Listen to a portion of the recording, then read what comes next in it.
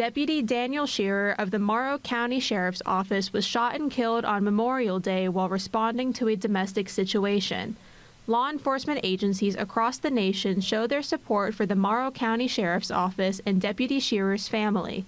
One of those agencies is the Washington County Sheriff's Office. Colonel Brian Rhodes says the death of a law enforcement officer is not only felt throughout their communities, but across the country. It's pretty devastating. Not only to the community or the county where that officer's from, but adjoining counties, because a lot of times our deputies will work with, other agencies, close by, sometimes far away as well, if they go to training or so on and so forth. But we're all connected in some way, shape, or form. Colonel Rhodes says law enforcement officers are aware of the danger in their line of work as early as boot camp.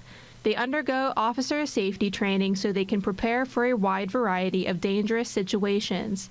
Colonel Rhodes says he is dedicated to serving and protecting his community despite the risks. And wanting to, to serve and protect and to try to keep our community safe. Everybody that gets in this line of work knows, like I said, that there's inherent risks that come along with the job.